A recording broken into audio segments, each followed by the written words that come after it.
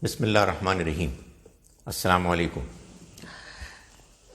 In this series of lectures on the broad subject of what is Islam, now we move into an important area of discussion, and that is beliefs. When I'm going to discuss beliefs, it's going to be a discussion that's going to be primarily focused on the arguments that we find mentioned in the Quran to support the beliefs that have been required to be accepted and acknowledged. But as soon as that mention is made, there is an important question that arises. It's a question as well as a hurdle for a discussion on the intellectual arguments supporting the belief system. The question is it allowed in Islam for us to use our intellect? There are many Muslims who believe that Islam has nothing to do with intellect. We are expected to be good believers, to be devoted, obedient servants of the Almighty. And in order for their point of view to be clarified and confirmed, they present some religious arguments. So before talking about beliefs and their arguments, it is therefore important that we first have a look at some of the important arguments that are presented by the Muslims who believe strongly that Islam does not encourage us to use our intellect in religious matters. The first argument that we find presented to support this claim is that Islam desires believers to have a blind faith. This particular claim is supported quite often by the presentation of an argument from Surah Al-Baqarah, the second chapter of the Quran, verses 2 and 3, wherein the Almighty is presenting the attributes of the God-fearing people, Al-Muttaqeen. And he says this Quran is a source of guidance for Hudal lil Muttaqeen, for the God-conscious. And the very first attribute of the God-conscious people that is mentioned in the Quran is Allazina yu'minuna bil ghayb. These are the people who believe bil ghayb. Quite often the understanding that emerges from these words is that a believer believes without asking questions. He has a blind belief. He believes because that's what he has been asked to do. And there are no questions that are encouraged to be asked. A second argument that is presented to support the claim that there is no room for intellectual arguments in Islam. There are people who say that in Surah Al-Maeda, the 5th chapter of the Quran, verse 101, the Almighty says, believers do not ask questions which, if they are going to be answered, they are going to cause harm to you. So, again it is said that when the Quran itself is requiring the believer to not ask questions, lest those questions and their answers would cause difficulty, trouble, it's therefore better not to ask questions and not to use one's intellect. A third argument that is presented to support the case for no use of intellect in religion is that it is said that the Quran mentions over and over again that a good believer is the one whose stated policy is Sami'na wa ata'na. We listen and we obey. For instance, in Surah 24, Surah An-Noor, verse 51, the Almighty has mentioned that good believers are the ones who have this very clear attitude, like you have in the military forces. You are ordered and you obey those orders. Sami'na wa ata'na. They say that had there been any room for intellect to be used in religion, then the Almighty should have mentioned that a good believer is the one who listens, thinks, intellectualizes, and then acts upon it, then is obedient. But here, the possibility of using intellect is completely disregarded, thereby giving a clear indication that God wants His servants to be obedient without asking any questions, without getting any explanations. A fourth argument that is presented to support the cause of this case, that religion is not based on intellect, is that it is claimed that the Prophet, may God's mercy be on him, when he found some of his companions getting involved in the discussion of predestination and free will, he was upset and he expressed his displeasure and asked his companions not to indulge in a discussion like this, because there were people before belonging to the earlier nations who got misguided and destroyed because of indulging in such discussions. Predestination and free will is a topic that has got to do with faith. So goes the argument. In other words, these people say that when the Prophet himself discouraged his companions from getting into a discussion, debate on predestination and free will, then it means that we're not supposed to argue, to discuss, and to use our intellect. There is another argument that is sometimes presented by some people who think that in our religion we are not supposed to use our intellect. Instead, we are supposed to be just followers of what we have been given. It is claimed that a companion of the Prophet, as important, as knowledgeable and intelligent as Ali radiallahu anhu, he is reported to have said that had our religion been based on intellect, we would have been asked to rub our socks from underneath, from below. But because our religion is based on instructions, on what has been given, therefore we rub our socks from above, from the upper portion of the feet, when there is a need for rubbing socks at the time of ablution wudu.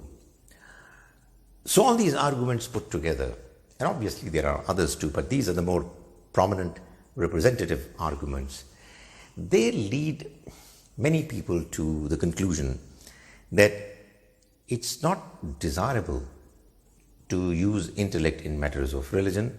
In fact, in some cases, there are some people who believe that it is condemnable.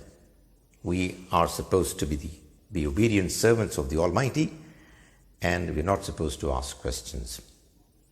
Not everybody, however, is impressed by these arguments.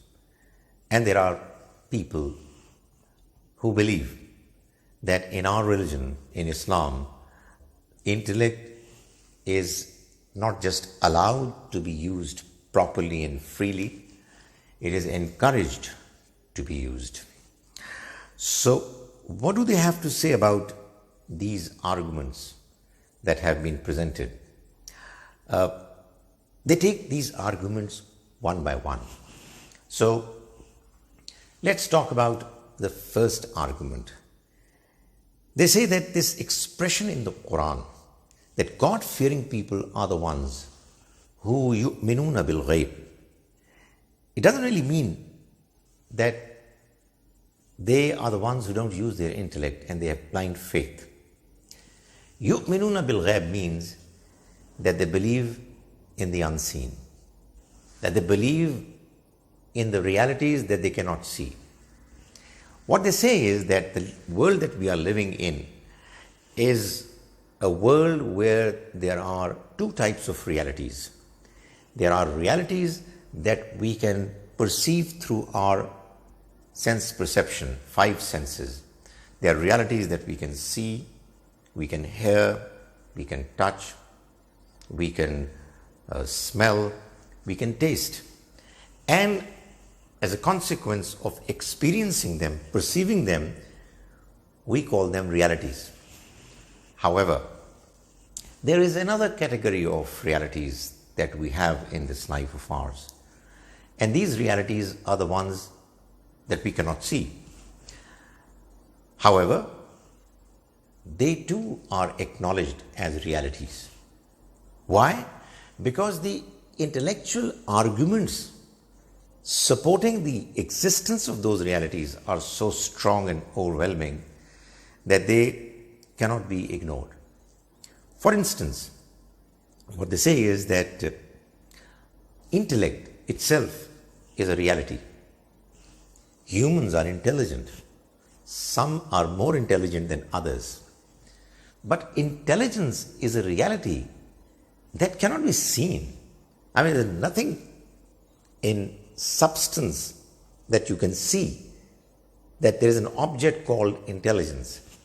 Intelligence manifests itself in the form of intelligent ideas, intelligent decisions.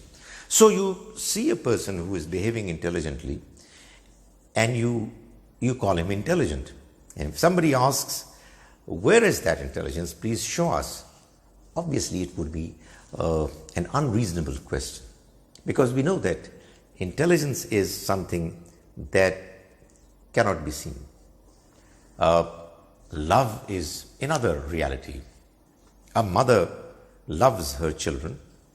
If somebody asks, for instance, why should I believe in it? Because I don't see love anywhere. I mean, show me where love is.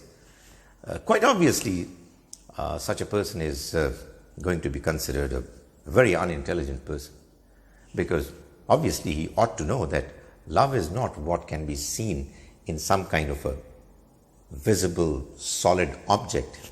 It's a behavior, it's an attitude, it's a feeling, it's something that makes an individual sacrifice for the other. But other than that, you cannot have a physical presence that can be shown as love. Likewise, in science, for instance, we acknowledge the reality of gravity.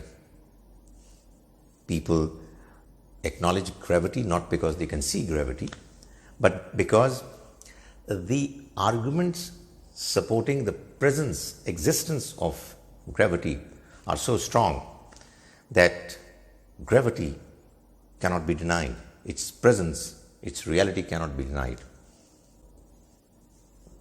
So, people would say that, look here, we throw our objects upwards towards the sky, but they all come down, which really means that there is something in this ground, in this planet, in the floor of it, which causes objects to be attracted towards it. Now, this is essentially an intellectual argument. So, they say, those people who believe that there's a lot of room for intellectual reasoning in our religion, they say that the verse yu'minuna bil ghaib is actually not talking about blind faith. It's talking about the fact that God-fearing people are the ones who believe in the unseen realities. In other words, they not only believe in those realities that they can see, hear, touch, smell, taste, but they also believe in those realities whose existence is proved, confirmed by intellectual arguments, and not because they can be perceived by any of the five senses. obviously a question arises. And there are people who ask this question. Why is it that if religious realities or realities claimed by religion to be true and real, if they're really true and if they're genuinely real, why is it that many intelligent people of the world do not acknowledge those realities quite the same way as they acknowledge gravity, for instance? To this statement, those people who believe that religion is based on intellect say that whereas there's hardly any sacrifice that's attached with believing in gravity. In fact, if you acknowledge that there is gravity, you'll be considered an educated person, and you'll have no difficulties and problems living in this world. But belief in God, belief in life hereafter, belief in divine revelation, they are all realities that can be proved through arguments quite the same way as presence of gravity can be proved. But the trouble is that once you acknowledge that you believe in God, you'll start having difficulties. You will be put through a trial. You'll have to behave in accordance with the expectations of your God. So people have a tendency to ignore this possibility. If you believe in the life hereafter, for instance, you'll obviously have to stay within the limits of your morality. You'll have to behave according to the expectations of the Almighty, which is what many people don't want to do. If you believe in religion, in many societies, you'll be looked down upon because it's unpopular for people to be religious, etc. So there are quite a few problems, difficulties attached with beliefs, religious beliefs. Therefore, despite the fact that their arguments are very strong, that's what many religious people say, despite that, they are not accepted by all intelligent people of this world. What they say is that if gravity is also given to go through a certain process whereby somebody who is to believe in gravity, who is to acknowledge gravity, will also be expected to make sacrifices, you'll start finding that there are many people who are refusing to believe in gravity. So what they say, for example, is that if from tomorrow it is announced in some country that anyone who acknowledges gravity as a reality will be penalized, on every day he makes a statement that gravity is a reality, you will find that there are going to be many people who would say they don't believe in gravity. So in other words, people who believe that religion is based on intellect, they claim that the arguments supporting the existence of beliefs are very strong, and yu'minuna bil ghayb is not blind faith. It's actually belief in realities that cannot be seen because of the strong, convincing arguments supporting those realities. The next argument of those people who believe that religion is not based on intellect, their argument was that the Quran says that people, believers, are expected not to ask questions. La tas'alu an ashya. Believers don't ask questions about matters. In tubdalakum tasukum, which if they are clarified to you, made known to you, they're going to cause harm to you. Those who believe that religion Islam is based on intellect, they say that this particular verse 101 of Surah Al-Maeda is actually saying that there are certain aspects of religious law which the Almighty doesn't want people to ask about while the Quran is being revealed. Why? Because God knows what the needs of people are. So while giving them the law, the Sharia, the Almighty takes into consideration the needs, the limitations of humans, and He doesn't want some people to ask questions and then to require the Almighty to respond to those questions, because if those questions are going to be responded to, they too would become a part of the law, and the law would become unnecessarily bigger, more elaborate than what the Almighty had planned and designed. So, in His kindness, in His concern for humans not to be burdened by a Sharia law which is too elaborate, too complicated, He has desired, God Almighty desired, that the law should be simple and doable. And for that purpose, He asked believers not to ask questions while the law was being revealed. Because if that is going to be done, then God is going to answer those questions, and those answers are going to then become a part of the law which the Almighty didn't want to see happening. A third argument, as I mentioned earlier, was that there are people who say that believers are informed that in the eyes of God, a good believer is the one who says, I listen and I obey. And therefore, the argument is that when you listen and you obey, you are not encouraged to use your intellect.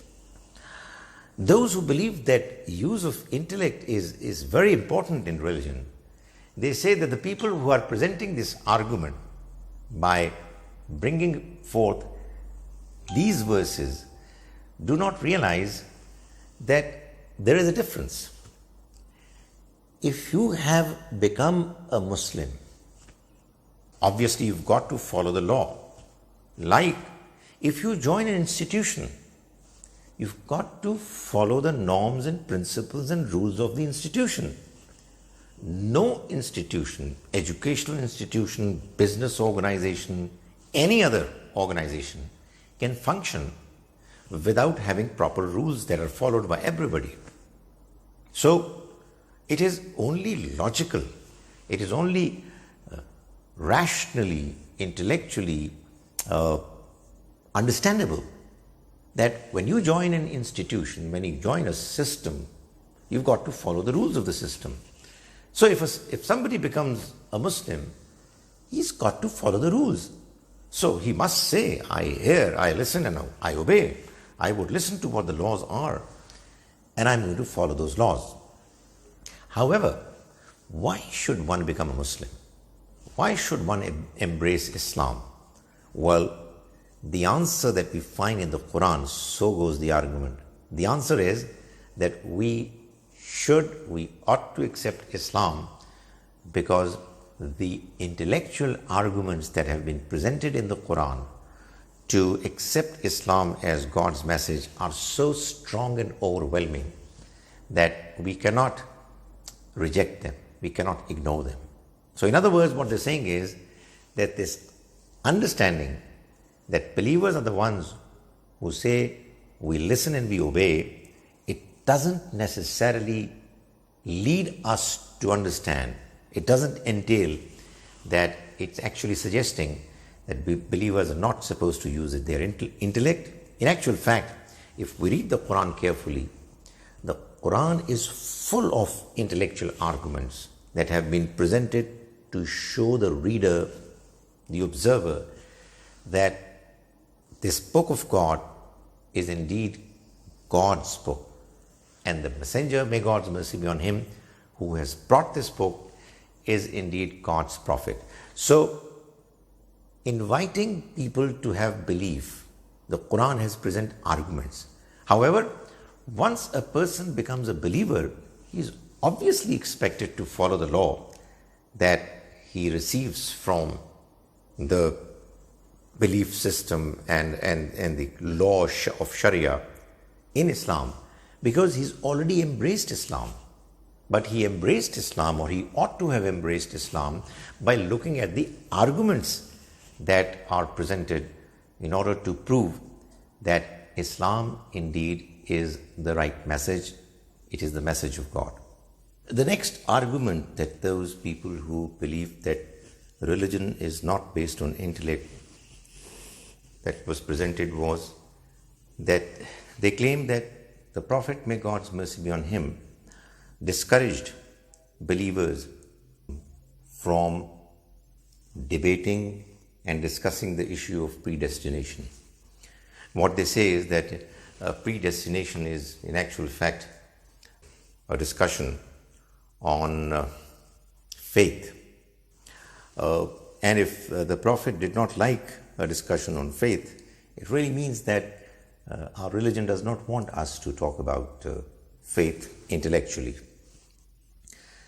The fact of the matter is that when we shall talk about belief in God, I'll let you know that our understanding of God is based on His attributes. All His attributes, knowledge, wisdom, power, mercy, etc., they're all perfect. And moreover, they are all simultaneously functional. Now, God is perfect. We humans are imperfect. Although we can appreciate God, understand Him, come close to Him as a consequence, it is not possible for us humans, mortals, with our limited intellectual ability, to be able to completely grasp what the Almighty does and what His abilities are. So, when we talk about, for instance, predestination, it has to do with the Almighty's two attributes, His attribute of knowledge and His attribute of justice. God is perfectly knowledgeable, but He is perfectly just and fair as well. In order for His knowledge to be perfect, it's important that He should know everything. Everything that happened in the past, everything that's happening now, and everything that's going to happen in the future. That's one thing. But God is absolutely fair as well. In order for God to be perfectly fair and just, it's important that when it comes to the question of accountability, He should make people accountable on the basis of what they could do, what their potential was, what they did on their own. If God was to make people accountable on the basis of what was forced upon them, it would not be in accordance with the principles of justice.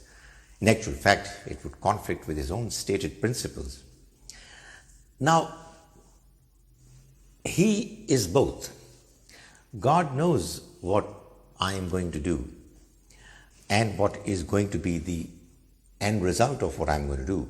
It would lead me eventually to either success in the hereafter or failure in the hereafter. But it's not just that He would know what I'll do. He also knows that I'll do what I'll do out of my own, as a consequence of my own free will. I will do voluntarily. I'll not be forced upon to do things which God would know beforehand. In other words, God's knowledge is perfect, and therefore He knows everything that is going to happen in the future, which also includes what people are going to do and what their ultimate destination is going to be, ultimate fate is going to be. However, He also knows beforehand that people are going to do things themselves, and therefore they will meet with the fate that they would deserve. Now, this reality that God knows everything because His knowledge is perfect, and God would do justice because His justice, His attribute of justice is also perfect, and they are both simultaneously functional, is what many people, well, almost everybody is very unlikely to be able to appreciate, grasp, fathom, absorb completely. Why? Because we are imperfect. We can't even imagine somebody who has complete knowledge and who is completely just. It is because of this limitation of human intellect, human abilities, that the Prophet, may God's mercy be on him, who obviously was God's messenger and the guide for mankind, he guided his companions and humans in general that they should not get into a discussion which is beyond the reach of their ability. So, if you're going to talk about predestination, you will end up getting to nowhere because your ability is limited. It's like if somebody tells a child that, look here, go out in the open and do whatever you want to. Your eyes are for you to avail, see wherever you want to see. But don't look at the sun, blazing sun is, its light is going to cause your sight to be affected. Now, obviously, like our sight has limitations, like our physical self has its limitations, likewise, our intellect also has limitations. The Prophet, may God's mercy be on him, did nothing but let his companions know that their ability to understand is also limited, and predestination and free will is one area where if they're going to go into details unnecessarily, they might find themselves in trouble.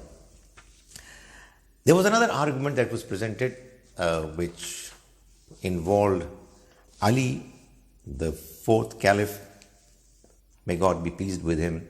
He is reported to have said that had God's religion been based on intellect, we should have been asked to rub our socks from below, from underneath our feet.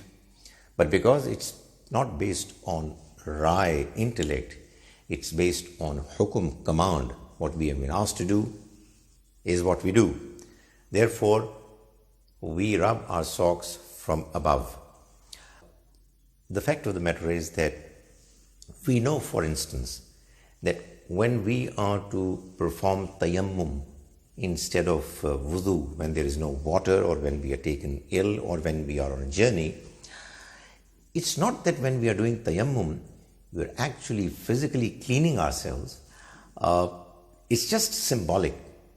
It is meant to remind the devotee, the believer, that if the circumstances are going to come to normal, water is going to be available, we'll do wuzu, ablution.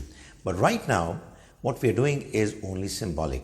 We know that tayammum is not meant to enable us to clean ourselves. Its significance is only to the extent that it reminds us of the real act of wuzu, ablution. Likewise, rubbing of socks is not meant to clean the socks that we are wearing. It's just meant to be a symbolic exercise of reminding ourselves that now that we are wearing socks, we have been allowed by the Almighty that we rub them, but when it will come to the occasion when we'll have our socks taken off, we'll have to wash our feet. So it's all symbolic. There is no question of socks getting cleaned by rubbing hands from above or below.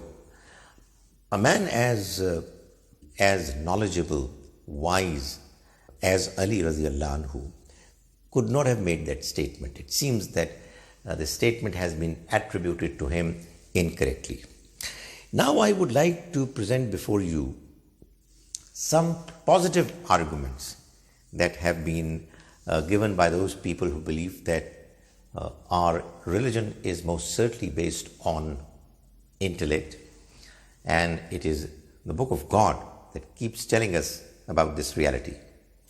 So, for example, they say that when we read Surah Al-Baqarah, the very first chapter of the Quran, we find that there are a number of questions that the Almighty has mentioned, questions raised by people, and then He goes on to answer them.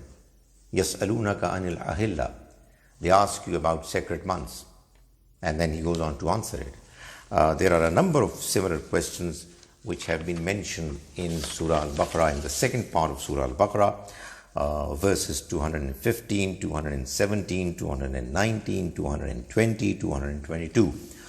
All these verses are answering the questions of people who were present at the time when the Quran was being revealed. Had the Quran been against asking questions, as there are people who claim that that's what the case is, had the Quran been against it, the Quran wouldn't have itself mentioned those questions and then gone on to answer them. Another argument presented in favor of use of intellect in Islam is the mention of the incident when God Almighty presented before the angels His plan to create man. It is mentioned in Surah Al-Baqarah, Surah 2, verse 30 onwards. The Quran says, وَإِذْ قَالَ رَبُّكَ لِلْمَلَائِكَةِ إِنِّي جَاعِلٌ فِي الْأَرْضِ خَلِيفَةً. And recall the time when your Lord said to the angels, I am about to create a Khalifa. That is, I'm going to create somebody who's going to have authority, freedom of decision making. قَالُوا أَتَجْعَلُوا فِيهَا. The angels responded by saying, are you going to create therein مَن يُفْسِدُ فِيهَا, those who are going to create mischief on earth, وَيَسْفِكُ الدِّمَاء, and they're going to shed the blood of each other. In other words, the angels did not listen to the Almighty's plan and said, Samaina wa atana, we listen and we obey.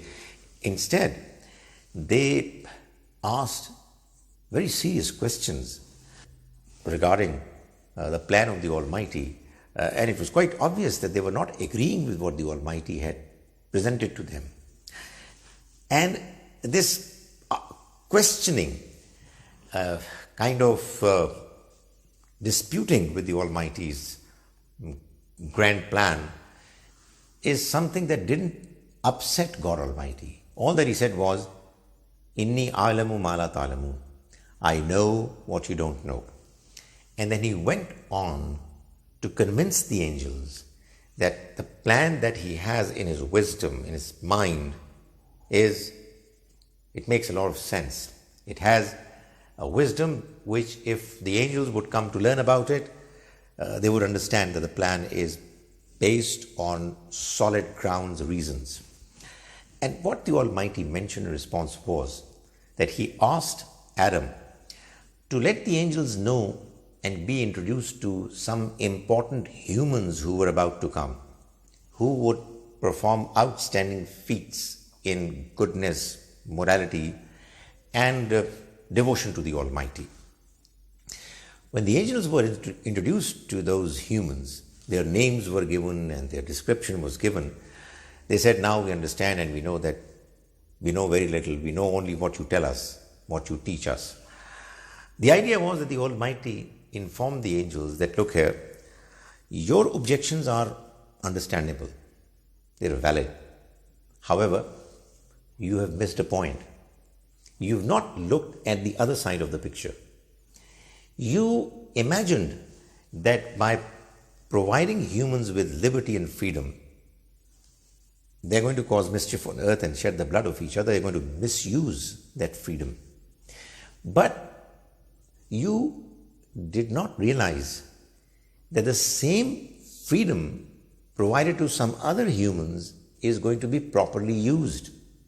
And they are going to perform outstanding, brilliant feats in positive areas. And that's why I am making humans. so that they are free and they freely choose right from wrong. And obviously, there are both possibilities that are going to be there. Angels, when they realized it, they said, we understand what you're saying, and we knew that we know very little and you know everything. So the idea is that this passage is presented to show that God Almighty does not discourage people from asking questions, even if it has to do with as serious a matter as creation of man. And even if the questions are raised by the creatures who are supposed to be absolutely obedient to the Almighty. We know that the angels are very obedient to the Almighty. Let's move ahead. There is another argument that is presented to prove and to show that the Quran requires believers to use their intellect. And that is in Surah An-Nisa, chapter 4, verse 84. The Almighty says, أَفَلَا يَتَدَبَّرُونَ الْقُرْآنَ. Do they not ponder over the Quran? Do they not read the Quran with their intellect? Do they not go deep into the Quran? وَلَوْ كَانَ مِنْ عِنْدِ غَيْرِ اللَّهِ. Had the Quran been from somebody other than God, لَوَجَدُوا فِيهِ اخْتِلَافًا كَثِيرًا. They would have found therein a lot of discrepancies, a lot of contradictions. In other words, what the Almighty is saying is that this Quran has to be accepted and believed in as God's book because it has got no contradictions. It is humans who have contradictions because they go through a learning path in their journey of life. God doesn't learn. He is perfect and the Quran is God's book. So that is what is going to make people believe that it's from God. And how would they know it? By using their intellect, by reading the Quran and pondering over its verses, reflecting deeply. The same statement has been made in Surah Muhammad, Surah number 47, verse 24. The Almighty says, أَفَلَا يَتَدَبَّرُونَ الْقُرْآنَ. Do they not ponder over the Quran? أَمْ عَلَىٰ قُلُوبٍ أَقْفَالُهَا. Or is it that their hearts have been locked? Then they also say that there are something like 50 plus verses in the Quran which require the reader to use his intellect. أَفَلَا تَعْقِلُونَ. In these presentations are signs لِأُولِي الْأَلْبَابِ لِقَوْمٍ يَعْقِلُونَ. For those who use their intellect, who think, ponder and reflect. So the Quran continues to urge the reader to use her intellect. Then we move on to another very interesting verse, which is verse 22 of Surah Al-Anfa'al. Surah Al-Anfa'al is Surah number 8, chapter number 8 of the Quran. The Quran says, إِنَّ شَرَّ الدَّوَابِّ عِنْدَ اللَّهِ.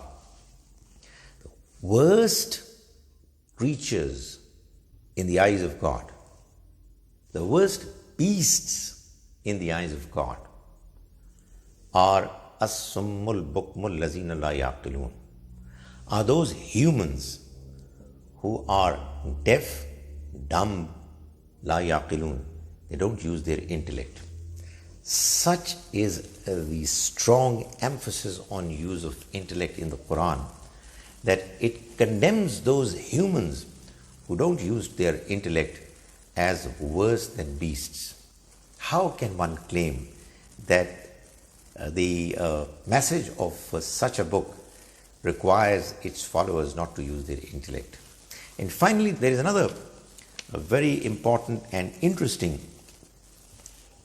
verse that is presented to show that the role of intellect in the understanding of Islam and God's message is predominant, is extremely important. The verse is verse 100 of Surah Younus, which is Surah number 10. So chapter 10, verse 100. It says, وَمَا كَانَ لِنَفْسٍ أَن تُؤْمِنَ. It is not possible for a human to believe. illa bi iznillah, except by the will of God. وَيَجْعَلُ الرِّجْسَ عَلَى الَّذِينَ لَا يَعْقِلُونَ, and He casts filth over those who don't use their intellect. In other words, the Almighty is saying that you can only believe if you use your intellect. If you read this verse in the reverse order, you would find that the verse is saying that those people who don't use their intellect will have filth, dirt cast upon them, covering them all across. That is, those who don't use their intellect become morally bankrupt. They are emotionally taking decisions, they are biased, they hate, they are jealous, they go madly after their desires, they are always guided by their ego, they are not using their intellect. And the one who doesn't use his intellect and is influenced by his desires is the one who will have dirt, garbage cast all across him, and therefore he will not be able to understand God's message and will not be able to believe. In other words, the Quran is telling us that belief without using intellect properly is not possible. So all in all, those who believe that Islam is based on intellect say that the arguments from the Quran that have been presented, Quran and Hadith that have been presented by some Muslims to show that God is not pleased when people use intellect in religion, these arguments are not correct. Those who have presented these arguments have not understood those verses and those incidents mentioned in Ahadith, or else they are not properly reported. And then they go on to present positive arguments from the Quran to show that Islam and its teachings are based on intellect, God-given intellect. From the next presentation onwards, I'm going to now take beliefs one by one. May the Almighty enable us to understand His religion properly. May He enable us to follow it as best as we can.